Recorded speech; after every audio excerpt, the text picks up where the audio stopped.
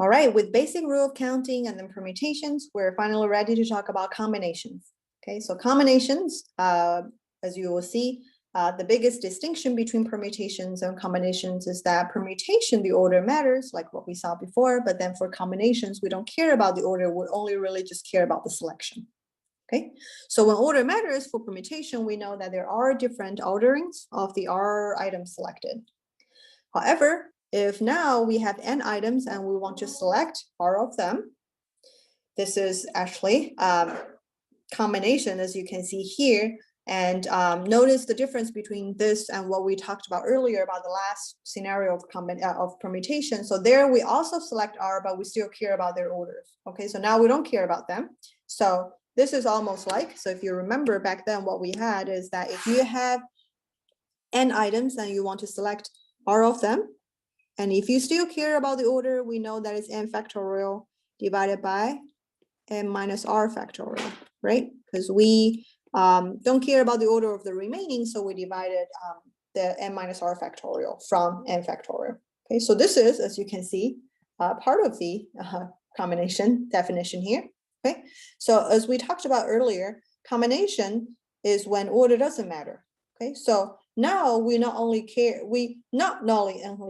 about the ordering of the remaining, we actually also don't care about the ordering of the actual R products that we have, actual R items that we have selected. Okay, so, and we know that in order to cancel out that ordering, we just further divide this whole thing by R factorial. Okay, and that's the last piece over here.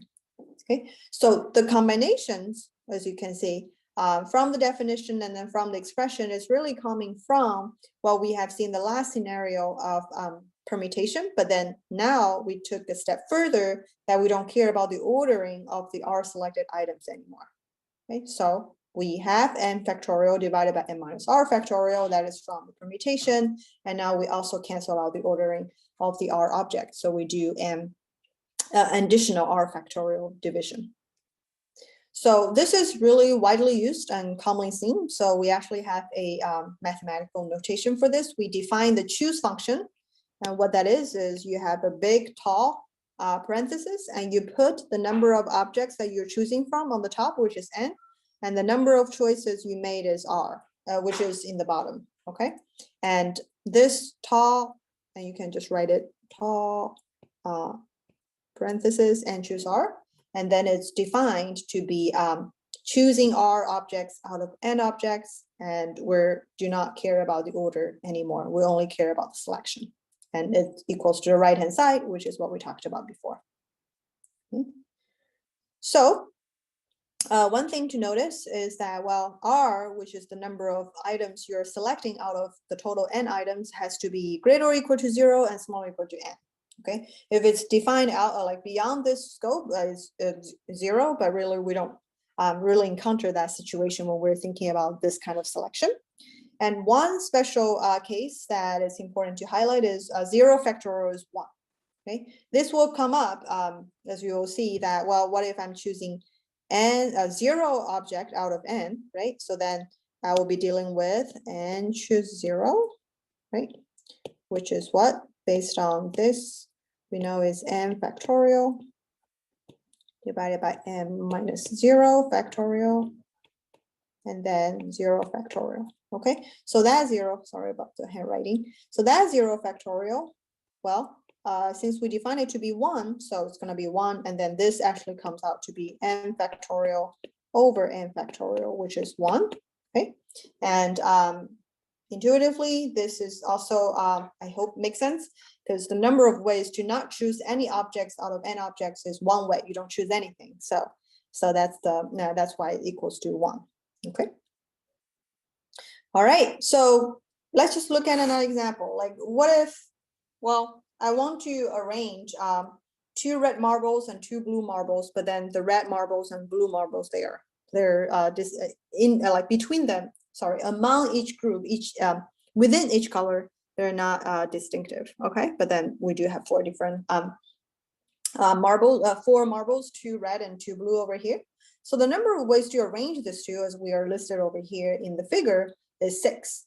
Okay, but really it's a way, another way to think about it, especially in the combination sense, is that, okay, I have 4 different places to place this 4 marbles, right? And maybe one way I can think of is that, okay, I have 4 places, 4 locations, and I want to choose where out of the 4, I want to choose the 2 locations for my red marble, okay? If I go with that, then it is really a combination question, right? I'm choosing 2 positions for out of the 4 for the red marbles. And then if we do the math here, we know 6, okay? Alternatively, and you can see, which is actually one important property later we're going to go over for combination, is that, well, instead of thinking about choosing locations for the 2 red marbles, I can also think about choosing the locations for the 2 blue marbles, right? And then that, well, exactly the same number that we're going to come up with. So this is combination.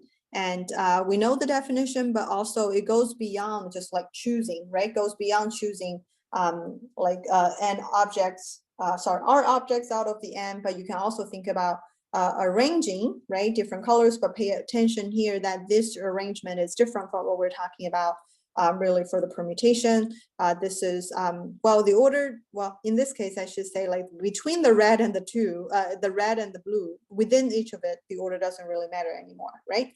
So, so one way to think about this permutation question is really through a combination statement. And then that is reduces to choosing 2 locations out of the 4 for the particular marbles that you're trying to put. And then once you do that, it's going to give you the number of combinations as well.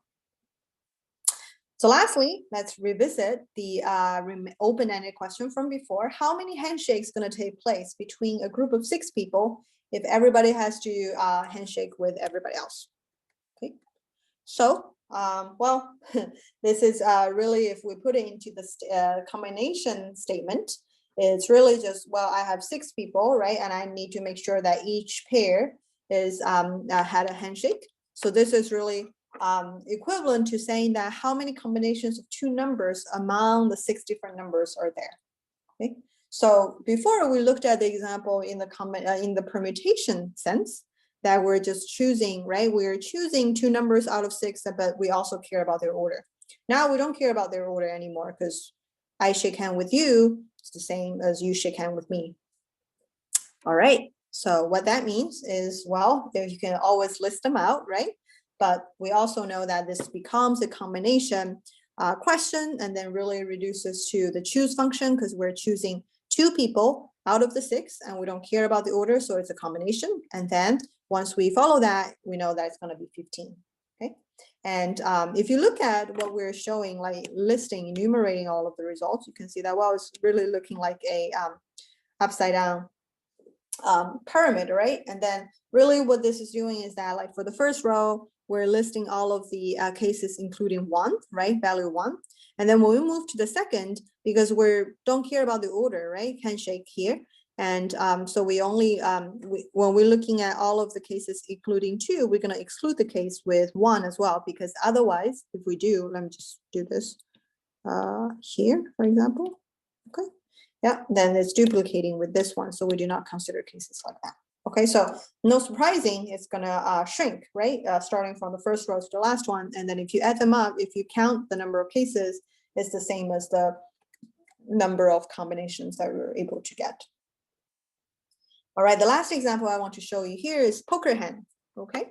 And a standard poker deck has 52 cards, okay? There are 4 suits, clubs, diamonds, hearts, and spades, and then each has 13 cards. Goes from 2 to 10, and then jack, queen, king, and ace.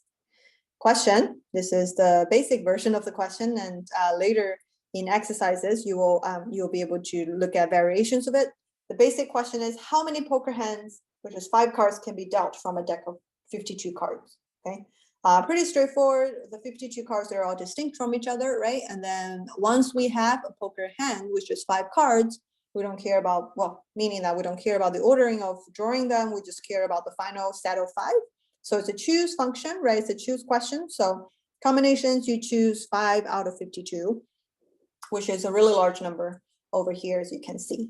Okay, so in those exercises, as you will go through them in teams, we have variations of this type of question, okay, because sometimes the poker hands has certain restrictions of, like, say, same suits or like same values, etc., etc. So there we're gonna see more variations and very interesting variations of finding the number of combinations of certain poker hands.